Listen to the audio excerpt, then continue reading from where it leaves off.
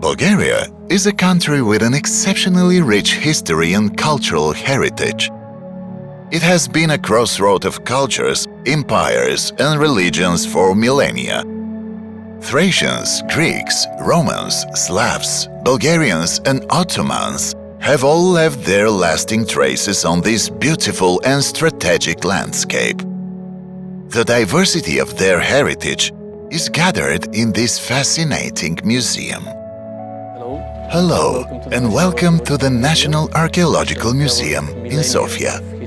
This is the oldest museum in Bulgaria and one of the largest archaeological museums in the Balkans. It is housed in a beautiful building that is a monument of cultural heritage itself, a mosque from the 15th century. Our journey through time and cultures starts more than 1.5 million years ago, far back in the lower Paleolithic, when the first humans who settled in Europe left these marks on a bone found in the Kozarnica cave.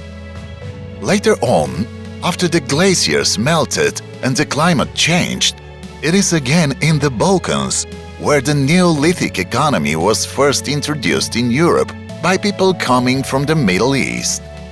These people cultivated their crops, bred animals, built houses, made fascinating pottery and figurines of their deities.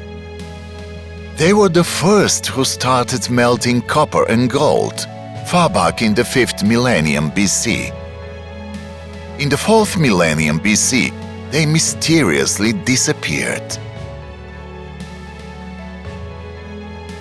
Almost 1,000 years later, in the Bronze Age, new people settled in today's Bulgarian lands, the Thracians. These mighty warriors are famous for their rich burial tombs, golden and silver treasures, and exquisite adornments. The famous Valchitran treasure weighs 12.5 kilograms of gold and dates far back to the 12th century BC. These elaborate gilt plates decorated the harness of a nobleman's horse, and the silver vessels were used in aristocratic feasts. Another glimpse of this epoch is the detailed bronze portrait head of the Thracian king Zeus III, who ruled contemporary with Alexander the Great. The bronze head is a real masterpiece of ancient art. The Thracians were neighbors of the Greeks and traded, fought or allied with them.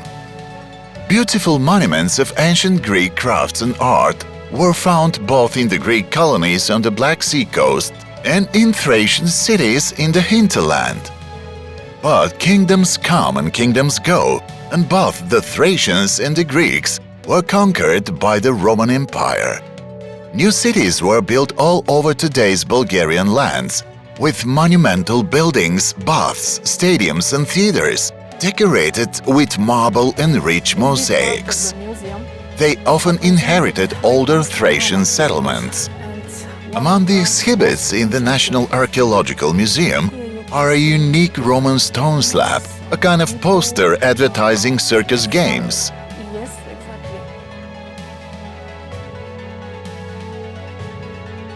A bronze head of Emperor Gordian III, silver plates, gold jewelry, and bronze figures, statues, and sarcophagi.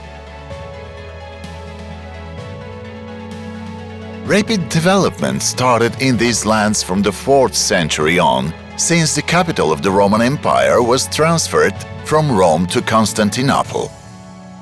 The most impressive cultural achievements in architecture, monumental and applied arts reflected the widespread of Christianity as an official religion in the empire.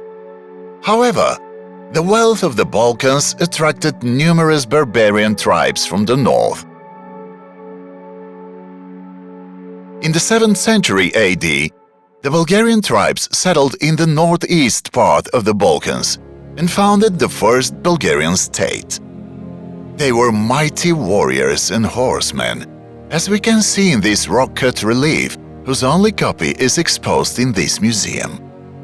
But they were also master builders and have left us enormous collection of stone inscriptions.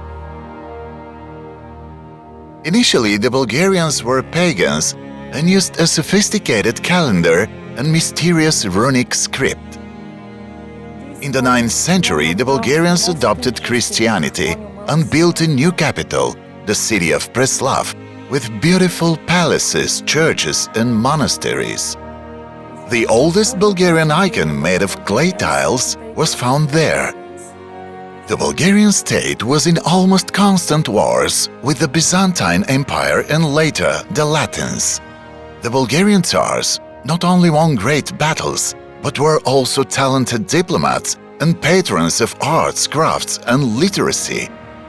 At the end of the 14th century, the Bulgarian lands and the entire Balkans fell under the Ottoman Empire.